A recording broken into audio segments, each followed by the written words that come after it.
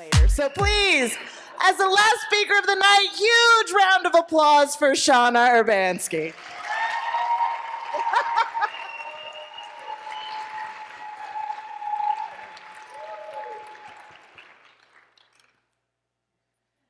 A negative mind will never give you a positive life. Being negative is a positive day down the drain. Think positive, be positive, and positive things will happen to you. Bullshit. Truth. I'm a psychologist. We know these things. Okay, the reality is I spent the bulk of my life preaching the everything's great philosophy. I excelled at finding the silver lining and ensured my glass was always half full. You know what it got me? A bitch slap to the face reality check. Somehow I had become an upper 30s single woman with no kids, working somewhere I loathed, feeling constant life-sucking regret and questioning every decision I made. Now, my life has not been awful. It's had some Smurfy moments. I believe in the power of positivity, being humbly grateful for what you have and giving back. I don't think they'll give you a doctorate in psychology if you don't. But I've also learned life can really suck.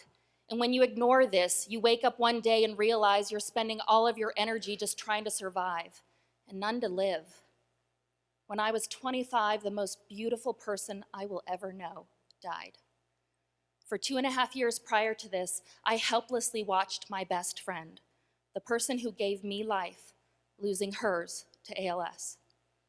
Throughout her illness and for many years afterwards, I maintained an obsessive focus on helping everyone around me. I became advocate, cheerleader, therapist to everyone but myself. Some labeled this strength, which is what I wanted them to believe I had. The truth was intense denial and a need to detach myself from a world where being positive didn't stop my mom from dying. When denial no longer worked and I couldn't hold on to others' pain, I had too much of my own.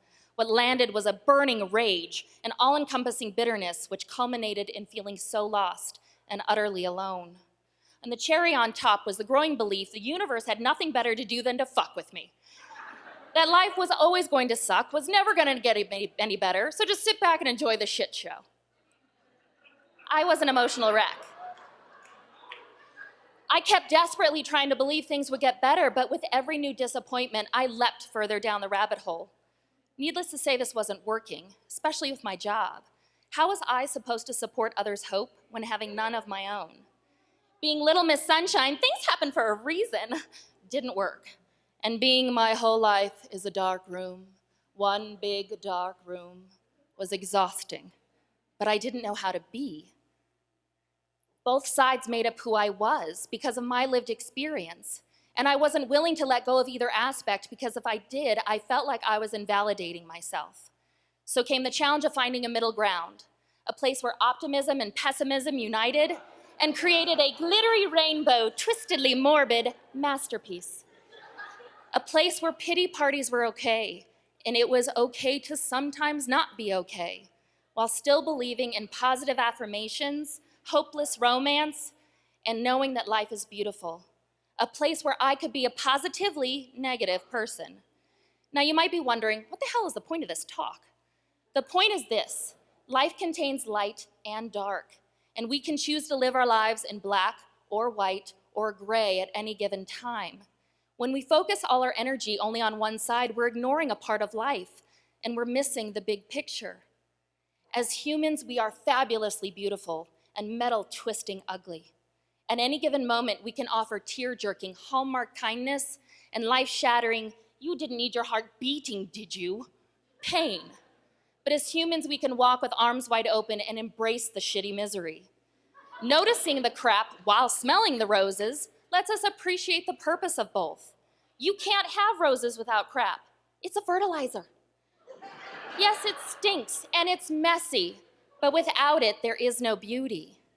Accepting the good and bad of life, ourselves, others, allows the opportunity for mental peace because there's no pressure to view life as half full or half empty.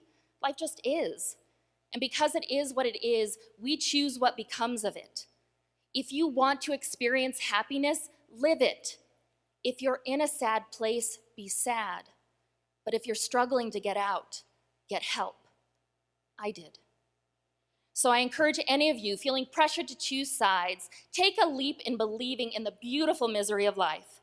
Embracing it all is accepting wholeheartedly. Life is wonderfully, awesomely, fantastically, horribly fucking awful.